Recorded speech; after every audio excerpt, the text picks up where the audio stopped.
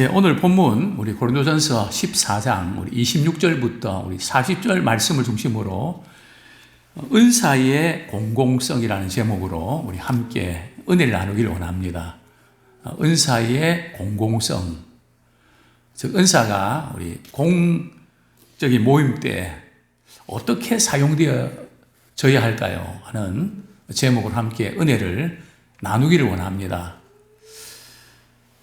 저는 요즘 그런 생각을 많이 합니다. 교회가 좀 품격이 있으면 참 좋겠다. 근데 교회의 품격은 공적 모임 때, 그것이 우리 목장 모임이든 또 예배 모임이든 어떤 모임이든 간에 그 모임을 가질 때에 그 모임 속에서 참 품격이 있는 이제 그런 분위기를 만들어가는 것이 대단히 중요합니다. 이 교회의 품격은 우리가 가지고 있는 은사를 어떻게 나타내는가에 따라서 그 분위기가 이제 좌우된다고 해도 과언이 아닙니다. 제가 초기에 목회할 때에 저는 30대 초에 장로님이 7분 되시고 그런 가운데 이제 참 당회장 역할을 이렇게 하면서 참 어려웠던 부분들이 당회를 열려고 하면 사전에 미리 안건을 전화로 이제 우리 장로님께 말씀을 이렇게 드려야 됩니다. 그렇게 토요일 날 그렇게 전화를 이렇게 드리다 보면 한 2시간 정도 걸립니다. 그 전화를 걸고 나면 힘이 쭉 빠집니다. 그래서 한 번은 안 되겠다.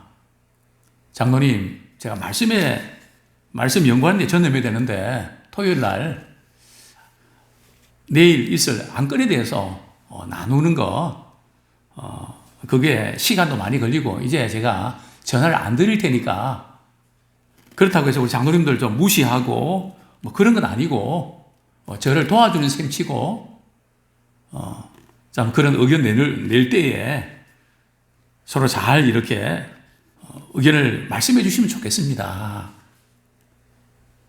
그런데 미리 말씀 안 드리고 전화를 이렇게 회의를 하면 회의가 잘 될까요? 안 될까요? 회의가 잘 안 됩니다. 좀 삐걱거립니다.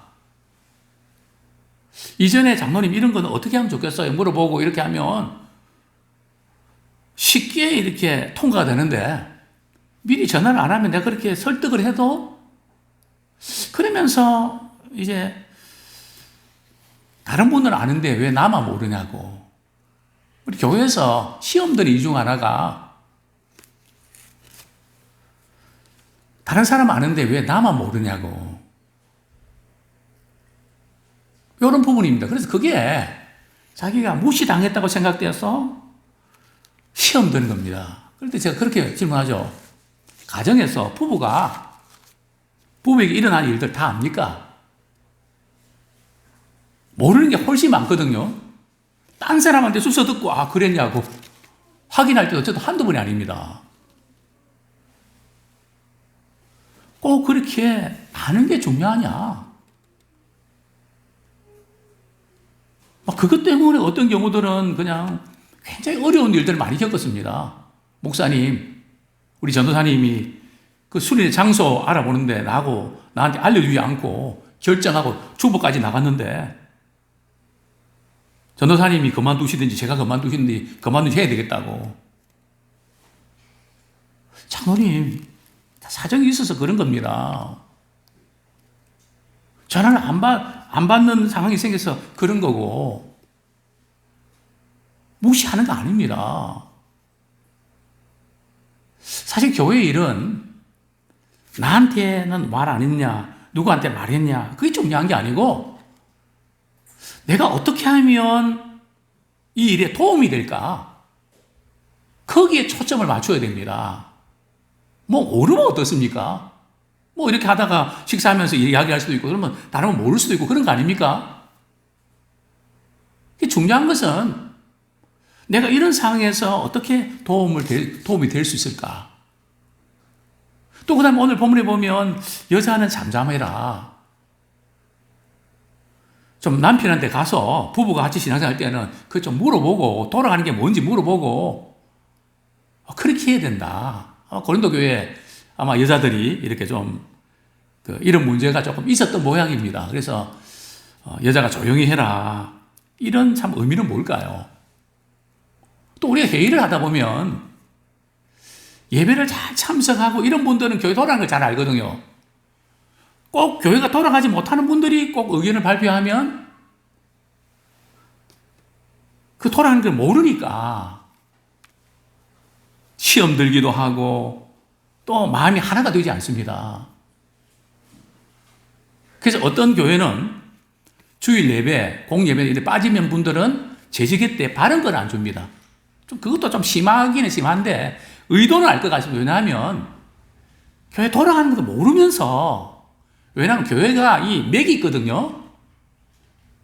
우리 장로님들 가운데도 권사님들 가운데도 교회 돌아가는 거, 또 안수주사님 가운데도 이게 교회가 뭔지 돌아가는 것을 그거를 못 잡는 분들이 있습니다.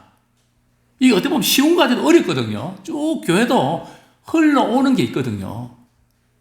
그래서 어떻게 하면 참 교회가 품격이 있을 수 있을까? 이것은 바로 은사 사용입니다.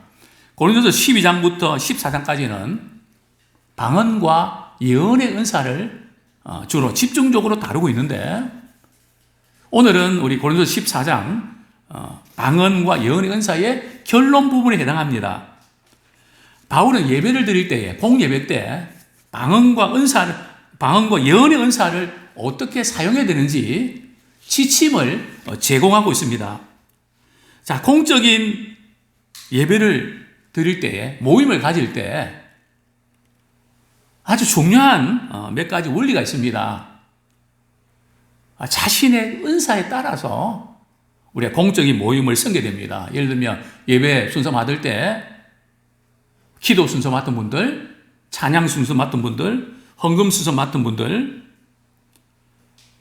또 안내 맡은 분들, 그저 내게 순서 맡았으니까 하는 거다 아니고, 정말 우리가 순서를 맡으면 준비 기도를 많이 해야 됩니다. 오늘 제가 주님의 전에서 이런 순서를 맡았는데, 참 이 은사를 통해서 우리 주님께 영광 돌리는 기회가 되게 해주십시오. 다른 사람에게 유익을 끼치는 기회가 되게 해주십시오. 또 교회를 세워나가고 모든 순서 하나가 정말 믿음의 힘을 불어넣는 영적인 도전의 기회가 되게 해주십시오. 그런 점에서 우리가 예배 순서가 이렇게 기도 순서가 있는데 공적 질서를 무시하는 것은 정말 우리 주님 보실 때 되게 마음이 아프신 거고, 굉장히 사실은 그 죄가 큽니다. 우리는 그걸 가볍게 생각하지만 그렇지 않습니다. 그래서 우리가 어떤 일을 할 때에, 참 은사를 우리 사용할 때에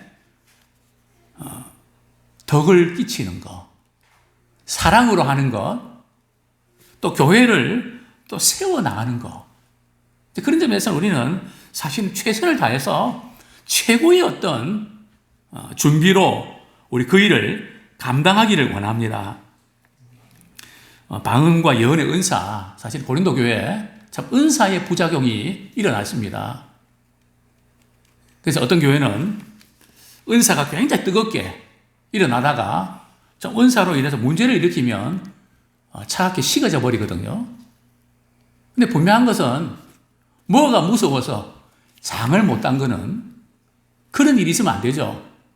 주신 은사들을 우리는 잘 사용하는 자 되기 원합니다. 어떻게 해요? 교회의 유익을 위해서. 그래서 모든 모임은 교회를 든든히 세우는 목적으로 사용되어야 됩니다. 누구를 비판하거나 누구를 정죄하거나 교회가 왜 이런가 부정적인 이야기를 하게 되면 물론 그것이 사실일 수 있습니다. 그래서 우리는 무슨 말을 하고 할 때에 그게 사실이 할지라도 덕이 안 되면 해서는 안 됩니다. 특별히 초신자들 경우 처음 왔다가 그냥 제가 이전에 교회에서는 참 새로운 성도님 오시면 장로님들의 기도를 딱 들어보고 이 교회 문제 있구나. 그리고 떠나버립니다. 또 전도회 모임 갔다가 분위기 보고 떠납니다. 그러니까 굉장히 무서운 죄거든요. 왜냐하면 한 사람을 실족해 하는, 전도하기도 힘든데 보내주신 영혼을 그 교회에 정착할 수 있도록 네 가지 은사로 분위기를 정말, 지금 이 교회 모임은 다른 우리 동호회 모임이랑 다르고 정말 푸근하고 이해하고 정말 여기는 주님이 살아계시는구나. 그래서 항상 우리는 어떤 일을 할 때 사실이라 할지라도 그것이 교회의 덕이 되는가. 그래서 이 회의는 말이죠. 해야 되느냐 말아야 되느냐 그거 중요하지 않고요. 어떻게 하면 잘할 수 있는가. 거기에 마음을 쏟아야 됩니다. 그건 내가 하겠습니다. 제가 그 역할을 하겠습니다. 그래서 회의는 마음을 상하게 하면 회의를 하면 안 됩니다. 그것은 사단의 회의가 되거든요. 어떻게 하면 내가 가진 은사를 가지고 사용될 것인가? 예를 들면 우리가 재직회 할 때 이전에 말레이시아에서 말이죠. 저희들이 선교여행을 떠났는데 거기 선교사님이 제게 이런 말씀을 주셨습니다. 목사님, 여기 있는 아이들은 한 집에 한 10명 정도 태어나면 7명이 다 죽습니다. 선교사님, 이유가 뭡니까? 아이들이 아주 균이 많은 그런 물에서 장난치면서 세균 감염이 돼서 아이들이 많이 죽습니다. 그 소식을 듣고 제가 교회에 와서 재직회를 했습니다.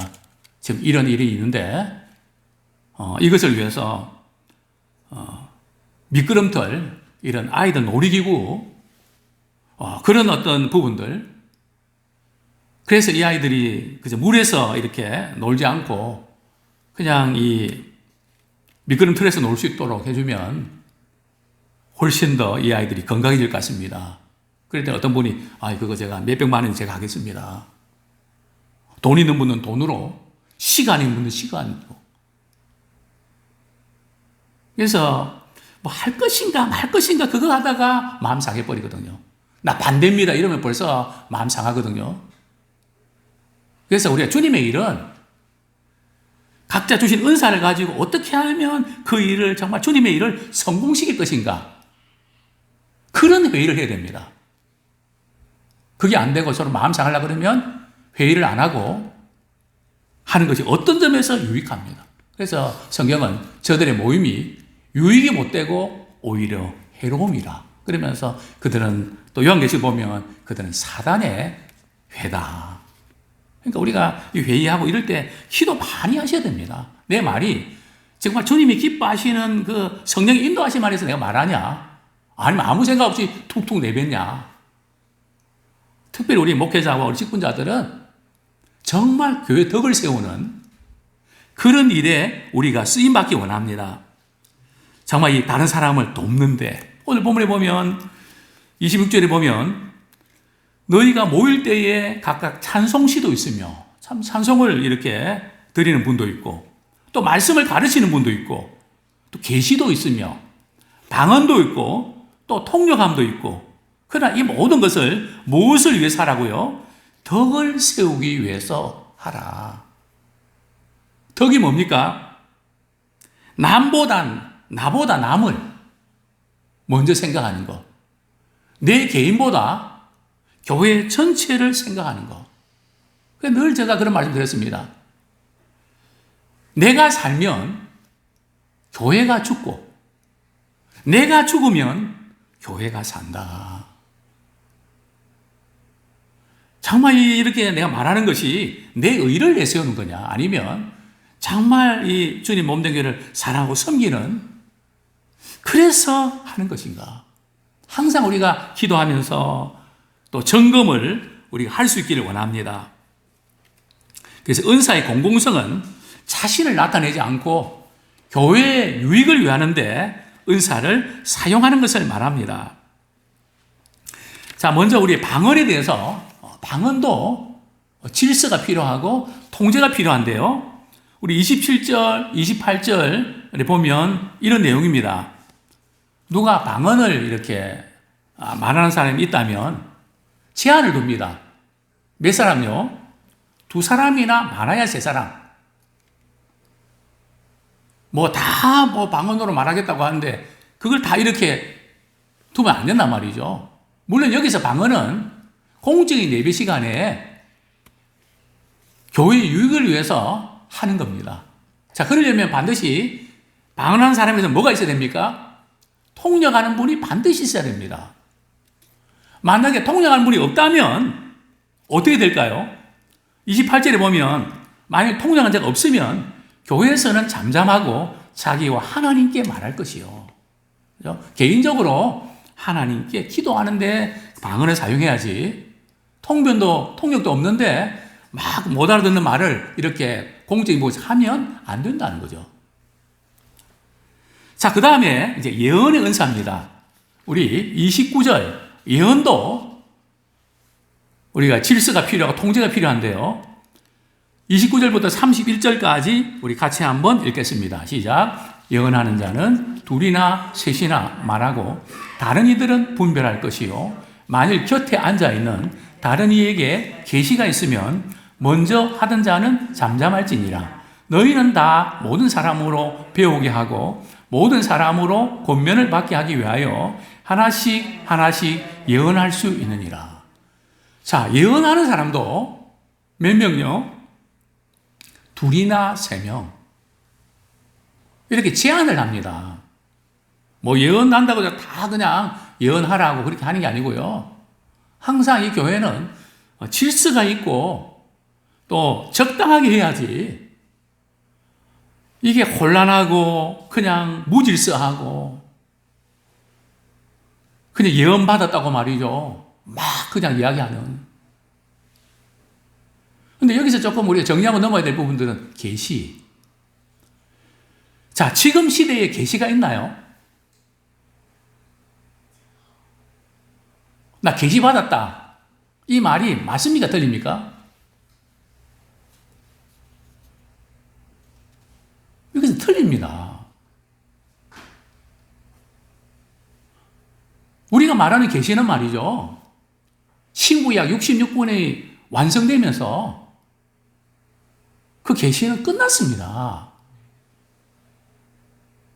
그런데 어떤 분은 계시 받았다고 하면서 하나님 말씀보다 자기가 받은 계시를 더 우위에 두는 경우도 있습니다.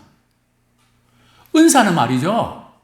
예언이든 무엇이든 모든 은사는 성경에 근거해서 분별을 해야 됩니다. 근데 많은 분들이 이 부분들을 무시하고 나 계시 받았는데, 직통 계시 받았는데, 그래서 이게 말이 최고라고 생각하고 오늘 본문에 보면 예언하는 사람도 어떻게 해야 된다고요? 분별해야 된다는 거죠. 또 여기도 지금 아직 신약 성경이 완성되지 않았기 때문에 계시받은 사람이 있었거든요.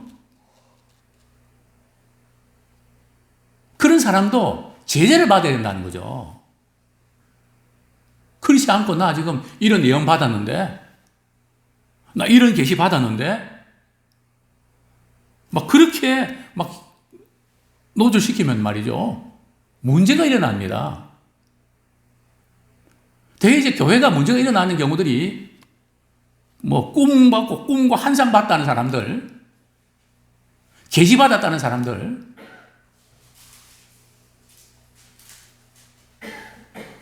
이런 분들의 특징은 말이죠. 자기가 본 것을 절대화시킵니다. 아무리 말씀을 전해도 말이죠. 먹히질 않습니다. 집사님, 권사님, 그 꿈과 환상 무시하는 거 아닌데요. 성경 말씀에 비추어서 정말 그것이 하나님 기뻐하신 일인지, 성경 말씀에 근거해서 그게 잘못된 건지 분별해야 됩니다. 오늘 성경도 보면 예언하고 이렇게 계시받은 사람들이 이제 어떻게 합니까? 서로 모든 사람으로 배우게 하고 일방적이지 않단 말이죠. 내가 예언하고 계시받았던 이 부분들이 잘못될 수가 있거든요. 그러니까 항상 이게 백발백중이고 이게 다 맞다 그러면 안 된단 말이죠. 하나의 어떤 그 가능성이나 그건 있지만 항상 옳은 게 아니란 말이죠. 구약시대의 선지자를 보십시오. 정말 이렇게 참된 선지자 한 명밖에 안 되거든요. 예레미야. 나머지는 전부 다 거짓 선지자 아니면 뭐 자기들도 받았다 그러는데, 그러니까 우리가 분별을 해야 됩니다. 그래서 예언할 때도 순서가 있단 말이죠. 예언 받은 분들이 이렇게, 계시 받은 분들이 이렇게 한 분이 이렇게 이야기하고 또 다른 분은 또 이렇게 이야기하고 그러면서 상중되는 것도 있고, 그럴 때는 서로 배우고, 그 다음에 31절에 보면 어떻게 한다고요? 권면을 받는다는 거죠. 근데 이 꿈과 환상을 본 사람들, 예언받은 사람들은 권면 안 받습니다. 왜냐하면 내가 직통 받았는데.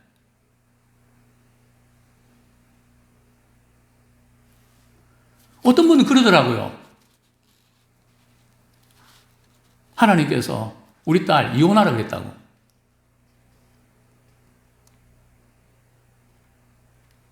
꿈이나 환상으로 보여줬다고.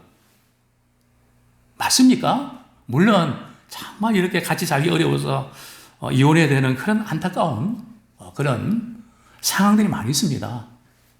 근데 성경이 그렇게 말씀하고 있나요? 물론 하나의 어떤 이런 경우도 제시하고 있지만 분별을 해야 됩니다. 확인을 해야 됩니다. 자, 그 확인하는 방법이 몇 가지가 있습니다. 첫 번째는 원리가 그것이 하나님을 영화롭게 하는지, 하나님의 영광을 가리는, 그것은 아무리 예언하고 계시받았다 해도 물론 지금은 계시라는 게 없습니다. 그건 아닙니다. 두 번째는 받은 계시가 성경과 조화를 이루는가. 제가 이제 참 말도 안 되는 기도원에서 말이죠. 어떤 분이 이제 계시를 받아라고 예언을 이렇게 하나님께 말씀하셨다고. 같이 이렇게 기도하는 어떤 남편에게 하나님의 말씀이 내게 임했다고. 하나님께서 지금 당신 아내하고 이혼하라 그런다고. 그리고 나랑 결혼하라 그런다고. 그게 예언이고 계십니까?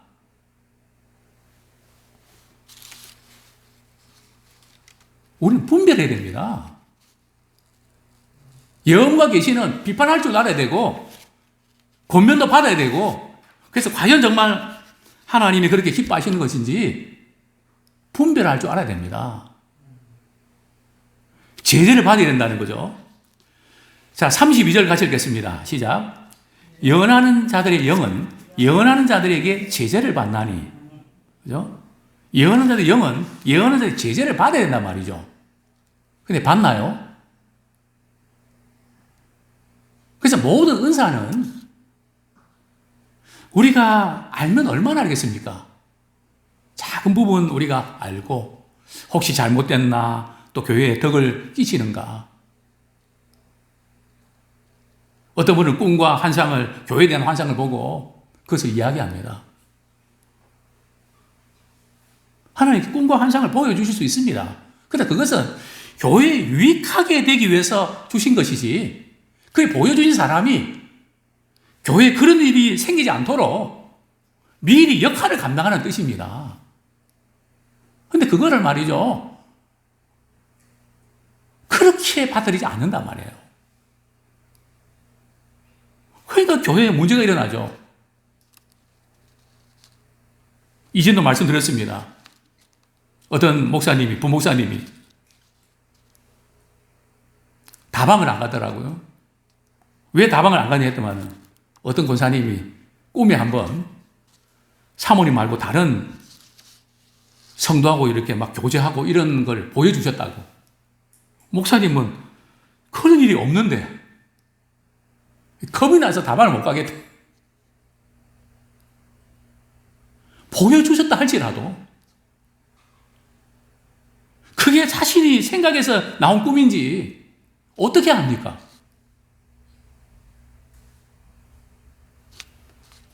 그걸 믿어버리고 참 그 가정에 그 목사님이 많은 어려움을 주는, 그래서 우리가 분별할 줄 알고 정말 그런 경우에 지혜롭게 말이죠 해야죠. 그게 사실은 아닌데 그걸 갖다 교인들한테 말이죠, 아무개 목사님이 그런 거 내가 꿈에 봤다고 예언하고 말이죠. 실제로 하더라도 그러면 될까요? 안 되죠. 그래서 교회에 덕을 세우는, 유익을 끼치는 또 제재를 받아야 한다는 거죠. 자, 우리 33절 같이 한번 읽겠습니다. 시작. 하나님은 무질서의 하나님이 아니시오 오직 화평의 하나님이시니라. 모든 성도가 교회에서 함과 같이. 그러니까 하나님은 질서의 하나님이시라는 거죠. 또 화평의 하나님이십니다. 막 그냥 곤란하고 무대뽀로 말이죠. 제가 이전에 어떤 집사님이 예언을 받았다고 말이죠. 목사님, 제가 예언을 받았는데 전화로 말씀드려도 되겠습니까? 그건 안 된다. 직접 오셔서 목사님 이런 말씀 드려도 되겠는데 허락받고 그래야지.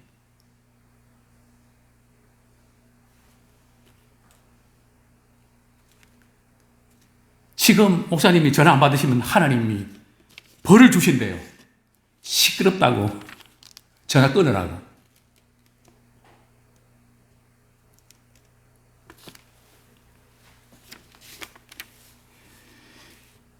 참 이런 무대부.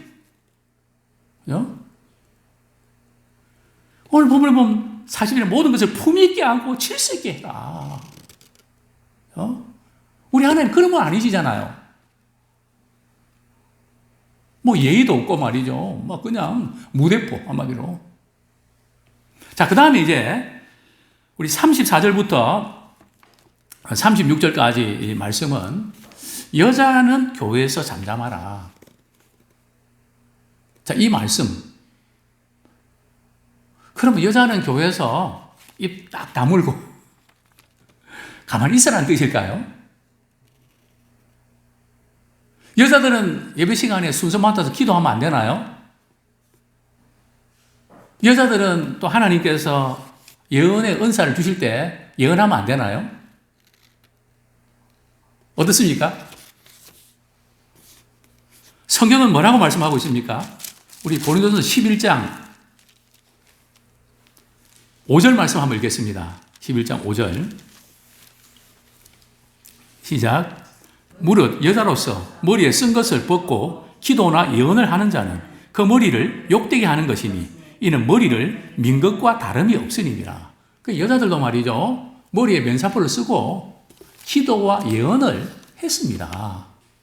그 당시에 헬라 문화권은 여자들이 공적인 자리에서 뭔가 자신의 의견을 발표하고 이런 것은 금지되어 있었거든요. 근데 기독교는 진리 안에서 자유함을 갖고 있다 보니까 기도도 하고 예언도 했습니다. 그러나 이 기도하고 예언할 때도 제재를 받아야 되거든요.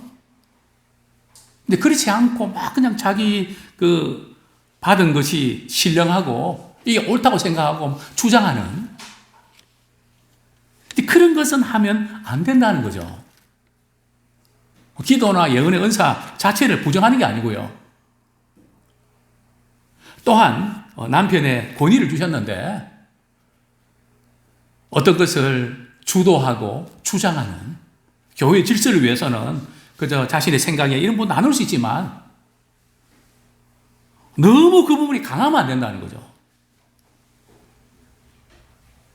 그런 의미, 그런 부분에서 이제 그것은 뭐 남자도 마찬가지죠. 뭐 여자를 이렇게 예를 들었는데요. 이제 말씀을 맺겠습니다.